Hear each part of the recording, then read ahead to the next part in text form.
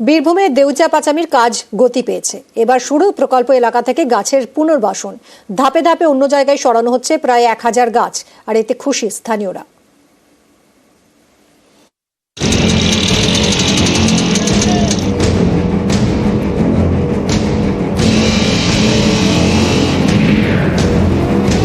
বীরভূমের দেউচা পাচামি মজুদ থাকা কয়লা নিরিখে দেউচা পাচামি বিশ্বের দ্বিতীয় বৃহত্তম এবং এশিয়া ও ভারতের বৃহত্তম কয়লা খনি। সম্প্রতি এখানে কাজ শুরু হয়েছে। এই প্রকল্প এলাকার মধ্যে পড়ে চাঁদা নামে একটি জায়গা। এখানে রয়েছে অর্জুনের জঙ্গল। শুধু অর্জুন নয়, রয়েছে আরো নানা ধরনের গাছ। চাঁদা এলাকায় সব মিলিয়ে গাছের সংখ্যা 980টি। এইসব গাছ সরানোর কাজ এবার শুরু হয়েছে। কাজের বরাত পেয়েছে হায়দ্রাবাদের একটি বিশেষজ্ঞ বেসরকারি সংস্থা। বিশেষ পদ্ধতিতে শিকড় সহ গাছগুলিকে তুলে কাছে অন্য একটি সরকারি জমিতে বসানো হচ্ছে। আর এই অর্জুন বাগানে রয়েছে অর্জুন, মহুয়া, শিরিষ সহ প্রায় 980টি গাছ। তবে এই 980টি গাছকেই কিন্তু কেটে ফেলা হচ্ছে না। এই 980টি গাছকেই বাঁচিয়ে রাখার সিদ্ধান্ত নিয়েছে রাজ্য সরকার। তাই এই 980টা গাছকেই এক জায়গা থেকে অন্য জায়গায় স্থানান্তরিত করা হচ্ছে।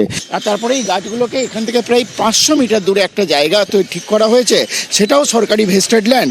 সেখানে এই গাছগুলোকে প্রতিস্থাপন করা হবে। প্রাথমিক যে কাজ ওভারবার্ডেন রিমুভাল, কলের ওপরের স্তরে যে ওভারবার্ডেন আছে ব্যাসাল্ট স্তর, সেটার কাজ শুরু হয়েছে। এখানে এই প্রস্তাবিত জায়গায় আমাদের 980টি আমাদের গাছ আছে। ট্রান্সলোকেশন অর্থাৎ গাছের যে প্রতিস্থাপন, সেই প্রতিস্থাপন আমরা করলাম।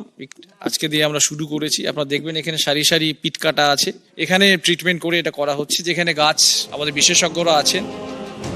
বহু পুরনো এই গাছগুলির সঙ্গে স্থানীয়দের আবেগও জড়িত। এলাকায় কয়লার খনি হলে গাছগুলির কি হবে? এত গাছ কি কেটে ফেলা হবে? চিন্তায় ছিলেন স্থানীয়রা। সেই চিন্তা এখন দূর হয়েছে। এটা খুব ভালো সুখবর যে এই গাছ সরকার এনে আবার নতুন করে লাগাইছে। এখান থেকে আমাদের আদিবাসীদের মহুয়া, শিরিষ, অর্জুন এই সমস্ত গাছ থাকলে পরে আদিবাসীদের জীবিকা হয়। এখানে কিছু শাল গাছ আছে, কিছু মহুয়া গাছও আছে। গাছ এক জায়গা থেকে আরেক জায়গায় সরিয়ে এটা গাছের প্রাণটাকে বাঁচাবে। এটা সরকার ভালো কাজ করেছে। রাজ্য সরকারের এইভাবে যে গাছকে বাঁচিয়ে রাখার যে পরিকল্পনা, তাতেই সেই উদ্যোগে কিন্তু সাধুবাদ জানিয়েছে স্থানীয় বাসিন্দারা। সুপ্রতিম দাস, নিউজ 18 বাংলা, বীরভূম।